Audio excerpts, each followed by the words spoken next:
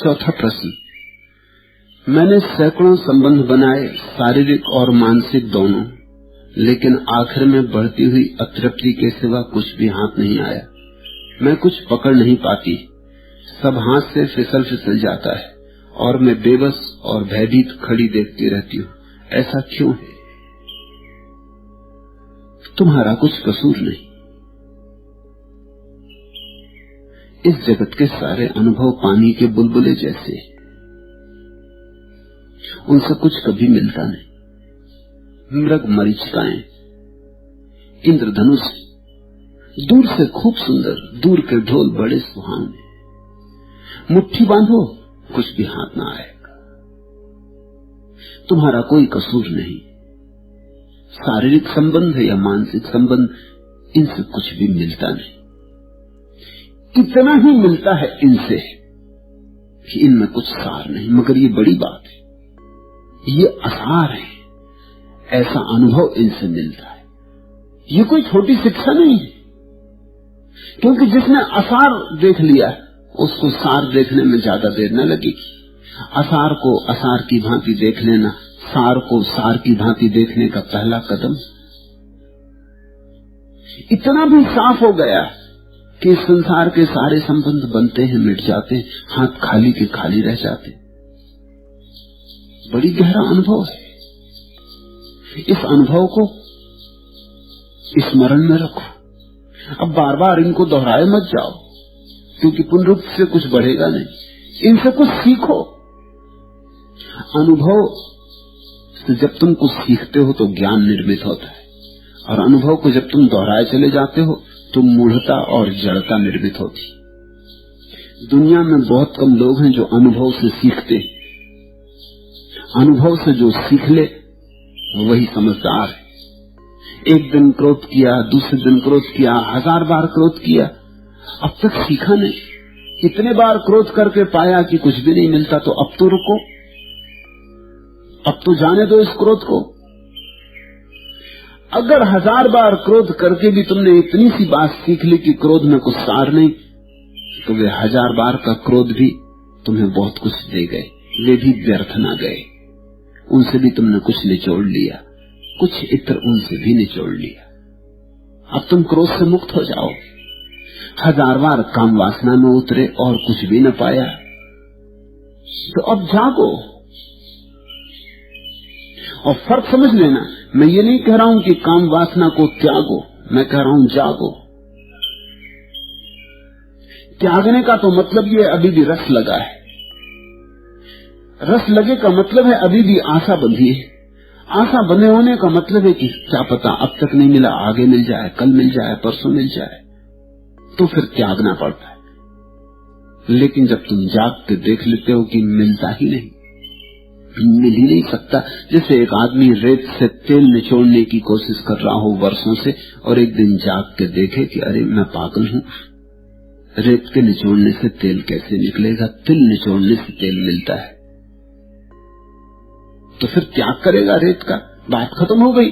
झाड़ के उठ बैठेगा, हाथ पैर से झाड़ देगा रेत, फिर लौट के भी नहीं देखेगा, बात खत्म हो गई। त्याग क्या है इसमें? जिस दिन तुम्हें लगे क्रोध में कुछ भी नहीं, काम में कुछ भी नहीं, उठ खड़े हुए, बात खत्म हो गई। त्याग नहीं।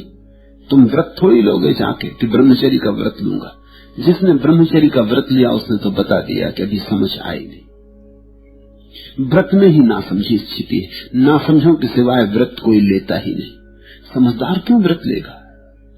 समझदारी पर्याप्त है, व्रत की कोई जरूरत नहीं।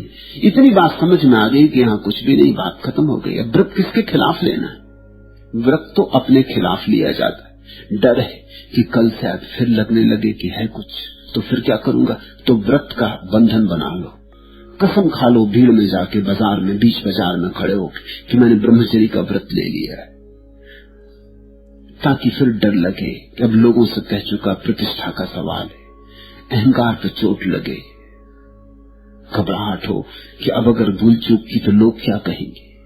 मगर ये तो कुछ जागना न हुआ। जागरणशील व्यक्ति को व्रत की जरूरत नहीं। मैं तुम्हें अव्रती बनाता हूं। तुम्हारे जीवन से सारे व्रत समाप्त हो जाने चाहिए, क्योंकि कोई व्रत क्रांति नहीं लाता।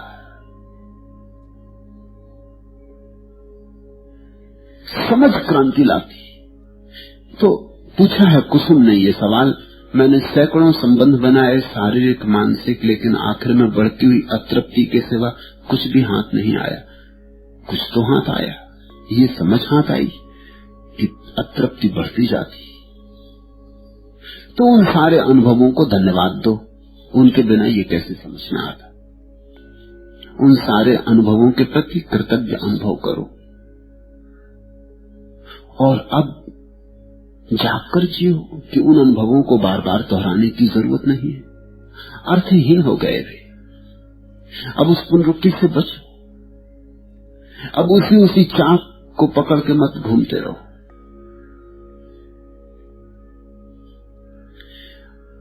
इस संसार में सभी क्षणभंगुर है और इस मन के द्वारा क्षणभंगुर से ज्यादा किसी चीज से कोई संबंध नहीं जुड़ता।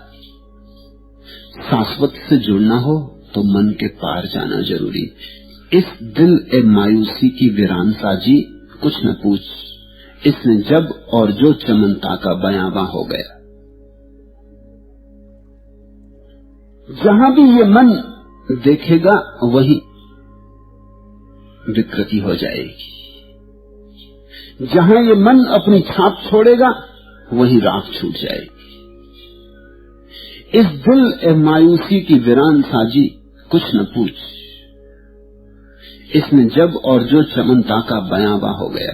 तुमने अगर फूल भी देखे तो कुम्हला जाएंगे, तुमने हरे भरे वृक्ष को देखा सूख जाएगा। इस मन के द्वारा शाश्वत से कोई संबंध ही नहीं जोड़ता।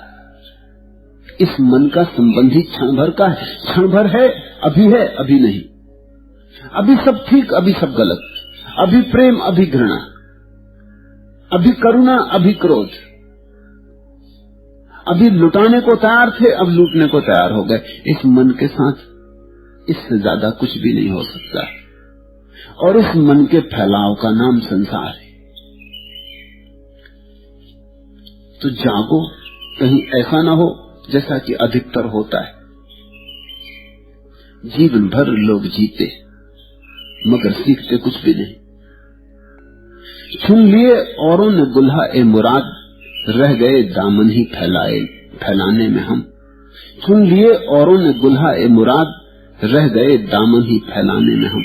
कहीं ऐसा ना हो कि दूसरे तो फूल चुन लें और तुम दामन ही फैलाते रहो और मौत आ जाए। किन फूलों की बात कर रहा हूं?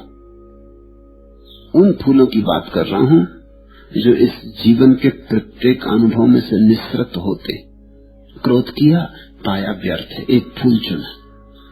काम किया, पाया व्यर्थ है, एक फूल और चुना। लोभ किया, पाया व्यर्थ है, एक फूल और चुना। चुनते गए फूल, इन्हीं सारे फूलों की माला एक दिन बन जाती।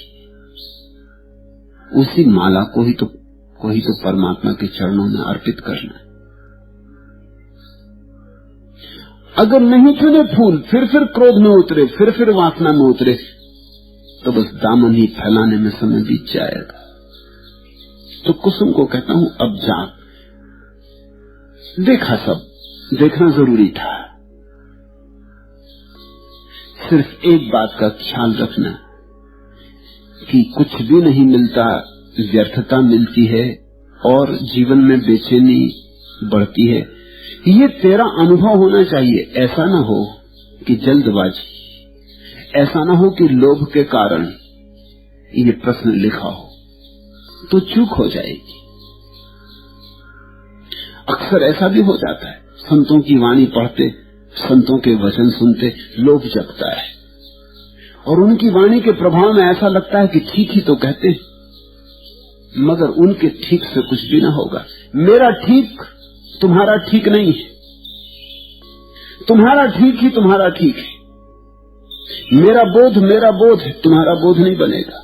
मैं लाख कहूं कि क्रोध में कुछ भी नहीं और तुम सुन भी लो, समझ भी लो, बुद्धि से बात जच भी जाए, मगर इससे कुछ सार ना होगा जब तक कि तुम्हारे जीवन के अनुभव से ये निष्पत्ति न निकले। तो बस एक ही बात ख्याल रखना, जल्दबाजी मत करना। मेरे साथ इतना स्मरण रखना सदा जरूरी है कि लोभ में मत पड़ना। हाँ, तुम्हें लग गया हो कि कोई सार नहीं शारीरिक संबंधों में, बात खत्म हो गई। मेरे कहने से मत कर लेना, अन्यथा फिर लौट के आएगी वासना, फिर डुलाएगी, फिर खींचेगी, तानेगी और दमन शुरू हो जाएगा। और दमन के मैं बिल्कुल विपरीत हूं। जागरण ठीक, दमन तो रोग लाभ है। नहीं कुछ यहां मिलने को है, इसलिए जल्दबाजी भी करने की जरूरत नहीं है। नहीं कुछ मिलता ही नहीं है तो फिर घबराना क्या। तुम्हारे तथाकथित महात्मा बड़े घबराए होते, घबराहट भी क्या, यहां कुछ मिलने को तो है नहीं। तुम रेत से ही तेल निचोड़ रहे हो, और थोड़ी देर निचोड़ो, कुछ मिलने को नहीं है, कुछ खोने को नहीं।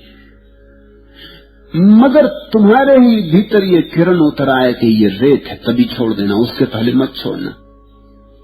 अध कच्चे मत गिर जाना वृक्ष से, नहीं तो कड़वे रह जाओगे।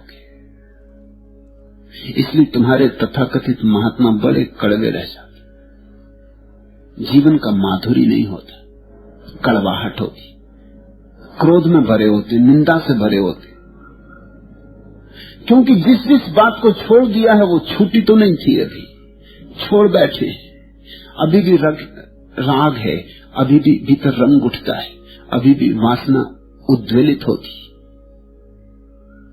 उस वासना से लड़ने के लिए रोज उस वासना को गाली देना पड़ता है।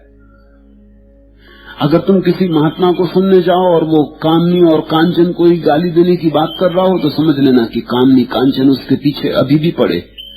नहीं तो क्या जरूरत है 24 घंटे कामनी कांचन के पीछे पड़े रहने की।